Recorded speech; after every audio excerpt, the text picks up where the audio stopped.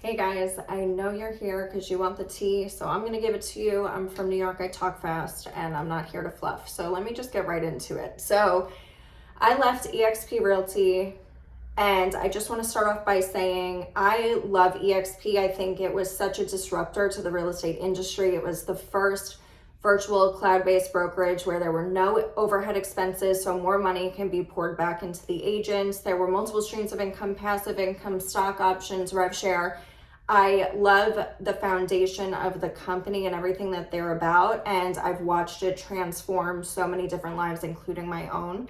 So I will never bash them. I think that they really changed the trajectory of brokerage models across the board. But I did leave. So let me tell you why I did that.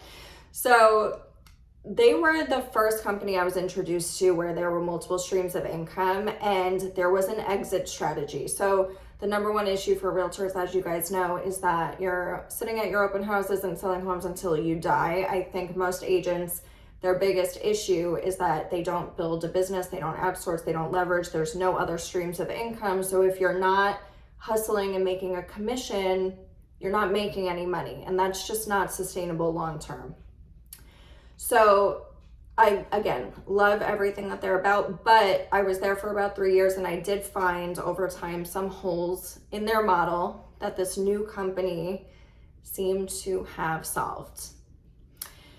So I went to Real Broker, and these are the quick reasons why. So some of the issues I found with EXP is the revenue share structure. So with the revenue share, there's obviously a split to the company, right? So at EXP, you're on an 80-20 split, 20% goes back to the company. And from that 20%, they give whoever your sponsor is, the person that was most influential to you joining this brokerage, they get a little cut of that. It doesn't come out of the agent's pocket, it comes from the company's percentage that they're making on that agent. So I love that model. I think it's great. I think if you're a heavy producer and you're good at your job, you're naturally going to attract people. So I wouldn't even say, like, I was never a recruiter, but again, it's just something that happens naturally. So why not get compensated for helping that company grow?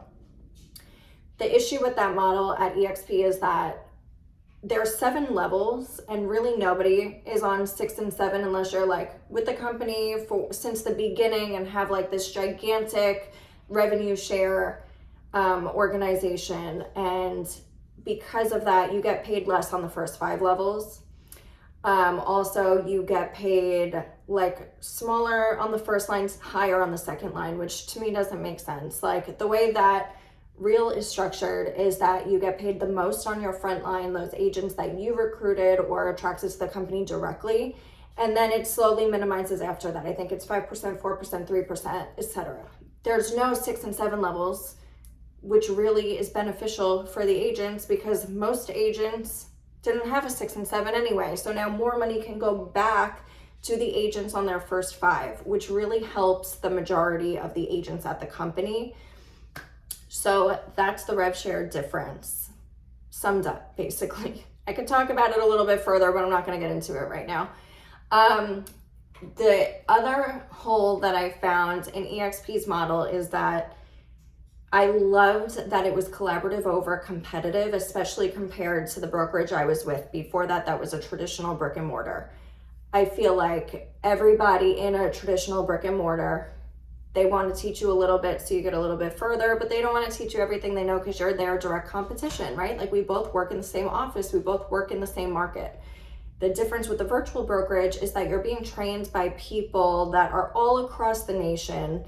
They don't care if you implement all of their secret strategies because you're never going to be in their direct competition. So there's just such a different dynamic when it comes to the competitiveness at a virtual brokerage compared to a brick and mortar. The issue that EXP had was that there were so many different downlines. So like if I have one sponsor and my friend has another sponsor, there's really no way for us to cross paths and collaborate. People kind of, if they're interested in the company, let's say we have a friend that wants to join the company and we both kind of influenced her to want to join EXP, she basically would have to choose between the both of us. There's no option for choosing 2 sponsors, and also once you do it, it can't be changed. So I know of people at EXP that loved the company, hated their sponsor. They weren't getting any value or resources from the person that helped onboard them. They didn't help them at all. They just brought them to the company, and then they had nobody to ask questions to. So they would have to basically offboard with the company for a few months and then rejoin in order to switch sponsors. And for producing agents, that's just not possible. Like, you can't just, it's not easy to switch and redo all your marketing, get reset up, and then on and off all these platforms and MLSs. Like, nobody has time for that. So that's a big issue that I saw within EXP. And also it became super competitive, not even with the company itself. Like, people decided they wanted to join EXP, but it became such a competitiveness between like, but who do I join with? So my best friends and I both left EXP together to go to Real. And this is one of the examples of why. We weren't able to collaborate, host events together. We both have similar target audiences, followers. We do the same shit. We both have social media courses. We both sell a ton of homes. We're both cappers. Like, we've both been in the business for a few years and have some sort of influence, but we weren't able to collaborate. Like, now we're in the same market. We want to host events together, and we don't want people to feel like they have to choose between us. We want to be able to combine our resources and value and offer that to somebody packaged up so that there's no competitiveness between the two of us. And honestly, that makes a big difference. Another difference is that the technology at EXP is great. That's actually one of the reasons why I went there in the first place. I love their online platforms. And keep in mind, guys, with a virtual brokerage, they have to have better technology because everything is online, you're virtual. So I think any virtual brokerage you go to, the technology is going to be better than at a brick and mortar because it has to be. So they have everything you need in EXP World. The issue with EXP World is that it kind of crashes your computer. Maybe just for me, it like was super slow, crashed every time I used it, and it took up so much storage space, and the app didn't work so well. So it was really for a desktop. There was SkySlope for all your files, DigiSign, all of that was great. No complaints, loved it. And then there was Workplace. There were a few different platforms, right? But when I was onboarding, it was so stressful because I was getting 1,000 emails about 1,000 different websites that I needed to create an account for and get set up on. And you kind of get lost in the sauce. Like, there's so many good pieces of value, but they're kind of scattered all over the place. So what I love about Real is that they have all of those things EXP was offering. They have the files online, they have the documents, they have the digital signatures, they have the trainings, they have Workplace, they have everything you need, but it's in one app. So there's one app on your phone that doesn't crash. And it basically also has an AI bot called Leo where you can ask it any questions. You can literally, like, if you don't want to go searching through and finding it, which honestly, it's very easy to search through and find what you're looking for, but if you're lazy like me, you can just ask it, like, how many people do I have in my front line? What is my estimated gross commission for this month? How many files do I have under contract right now? Like, everything is on one app. So you have all the trainings on one app. You can see the upcoming events that people are hosting across the country for Real. You can add yours to that. You can host your own trainings on there.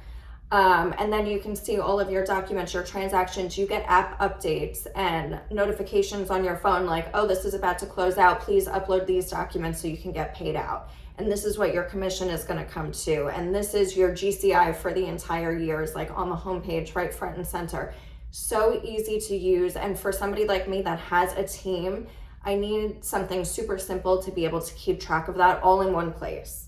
And I want it on my phone because I work on my phone, I live on my phone. I don't care if it's on a desktop, like, I need it on a mobile device. And honestly, this app so far has been life-changing for me. And I just can't get over how they were able to simplify everything and merge it into one spot. So technology, I would say it's a lot better at Real. In addition to the revenue share structure that I went over, the fact that, oh, I forgot to mention this. So like I said, at EXP, it became very competitive through uplines and downlines. Like, you couldn't collaborate. So like I said, my friends and I are both joining Real together. Not only does that make sense for us from an obvious standpoint, but at the same time, if we have somebody that wants to join with the both of us, they can either pick one of us, we're in each other's downline, or you can split sponsor and do a co-sponsorship. So if they want to join with me, but they also want to join with this agent in California, they can choose both. So again, the competitive nature is like totally out the window, and it just makes it so much more of like a neutral, family-oriented environment. And that is something that's so hard to find at a brokerage. So that is a huge incentive. Everybody's really willing to help you because they all own stock in the company. If you do well, they do well, we all do well. That's another difference, is that the stock right now is only at like $3. So you're getting in early. It's a newer company. It's the fastest growing company right now. So that stock is only going to continue to increase, in my opinion. Obviously, we don't know that. But even EXP, like if I got in at EXP when it was $3 a share, I would be a millionaire right now, but I didn't. So, so here we are. But the stock has like tripled over the last year alone. So just to give you an idea of where the trajectory of that is headed. And the other major benefit, again, I'm a team leader. So I have a lot of agents that are new agents or part-time agents, or, you know, trying to get their feet wet and want to learn as much as possible. And there were a few downsides to EXP's model, and this is why.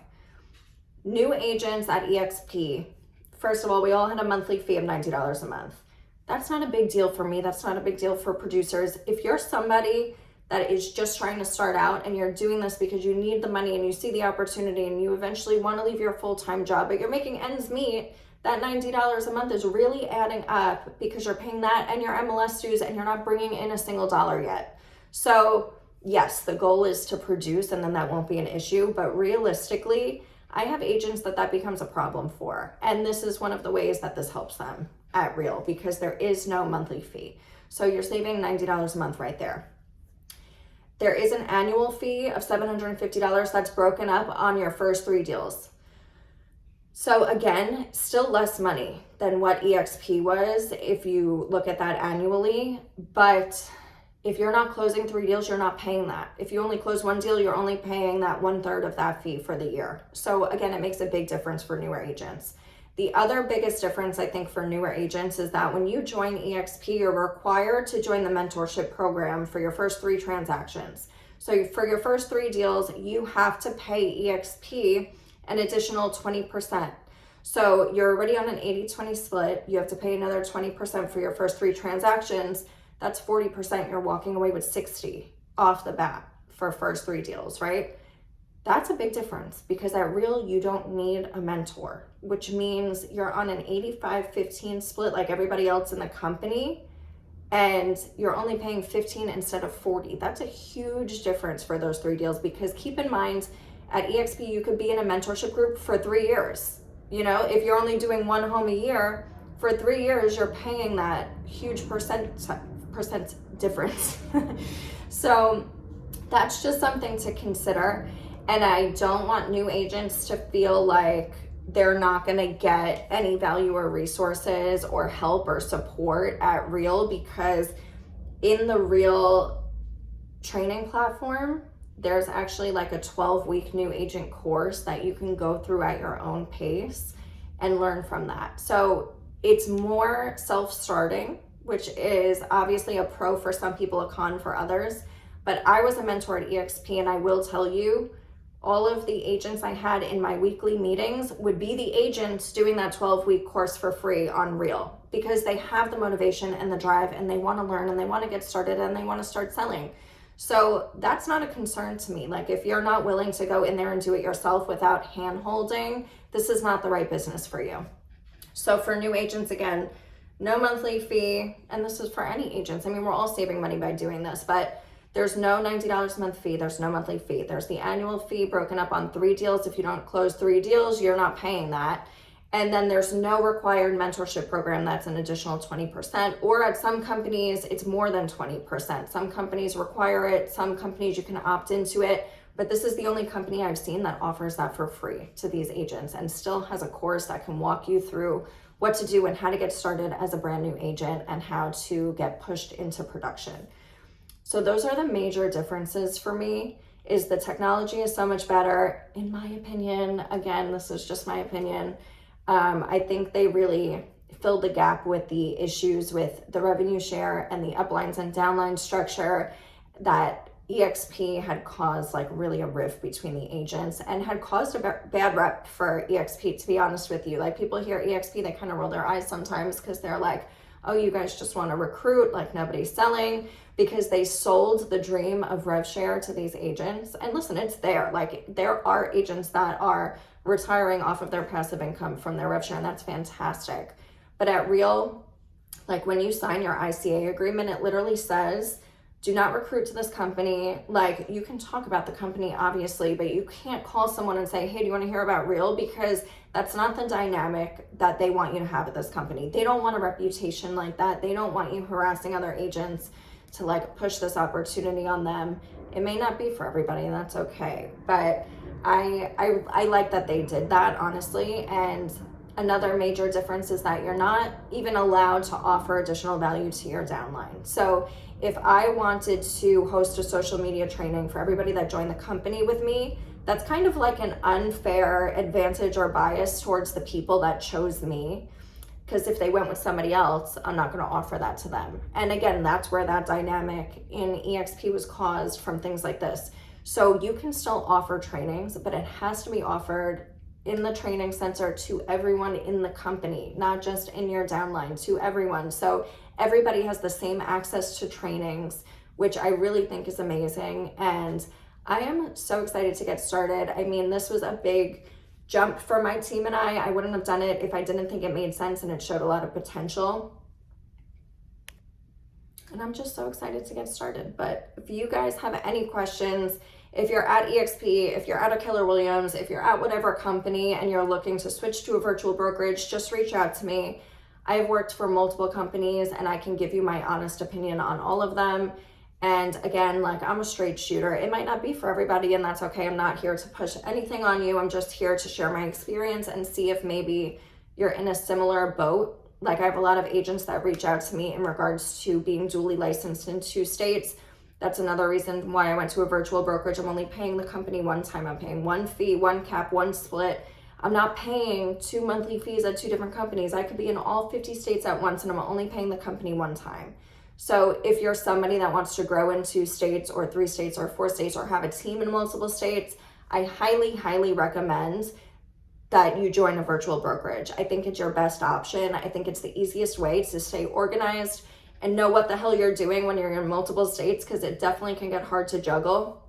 But like I said, reach out to me anytime. I would love to jump on a call with you and answer any additional questions that you guys have. But have a great weekend. Thanks for tuning in. Bye.